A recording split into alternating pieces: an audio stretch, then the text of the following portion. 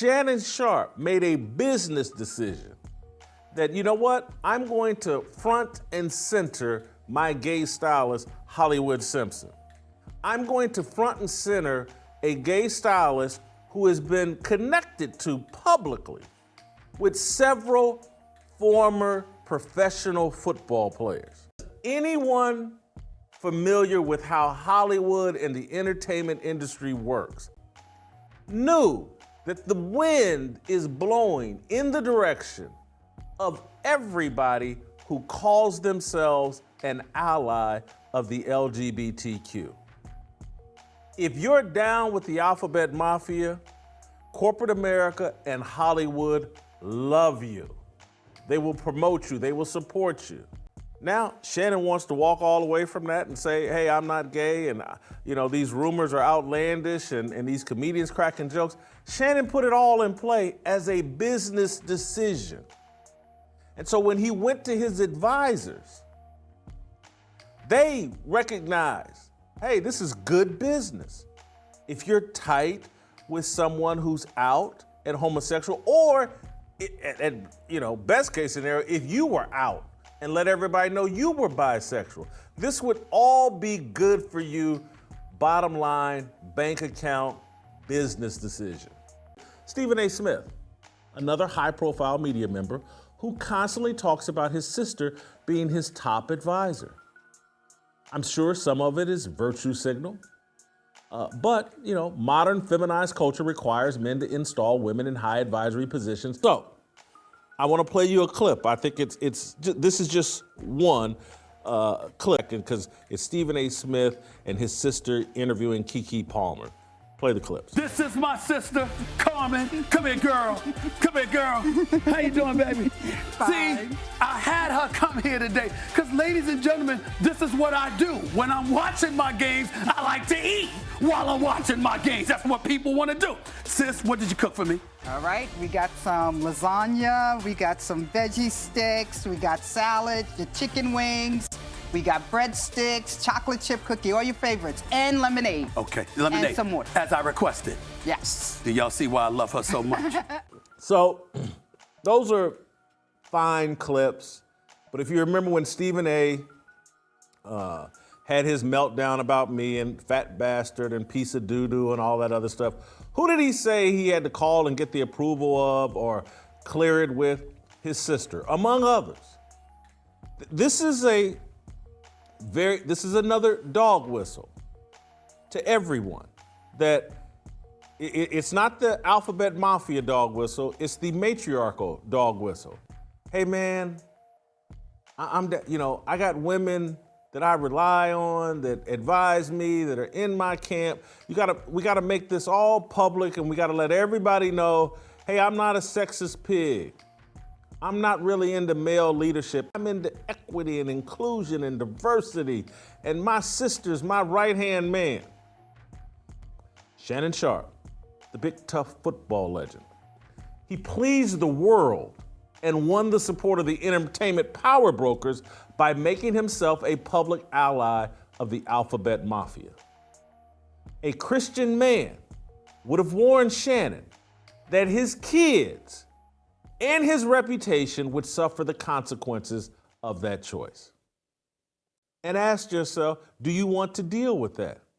If your heterosexual reputation is as important to Shannon as he's pretending that it is, then you make a different set of decisions.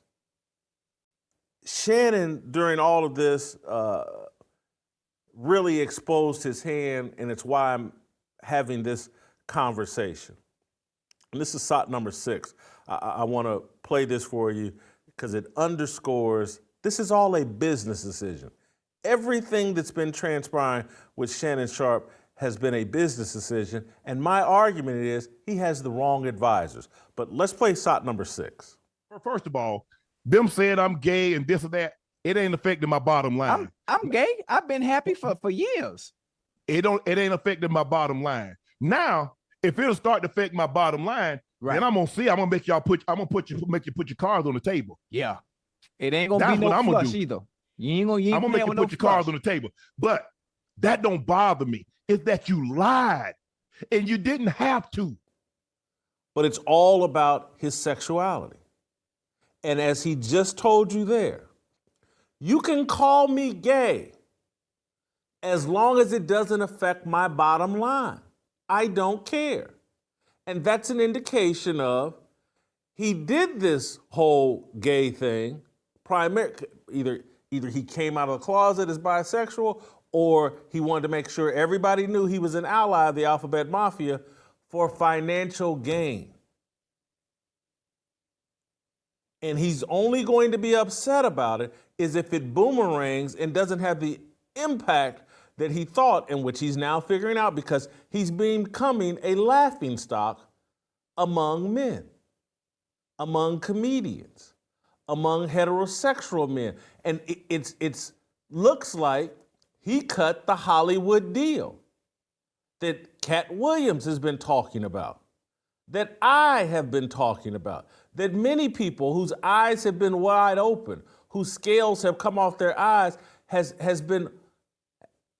can see clear as day. The only way to make it in that industry is to be sexually fluid. Alphabet Mafia, you guys can be my best friends, you can be my allies, you can be my confidants, you can be my stylist, you can tell me how to dress, you can tell me when to cross my legs, uncross my legs, when to bend over, when not to bend over. You can do it all. That's working right now in the world. But in the long run, it doesn't work.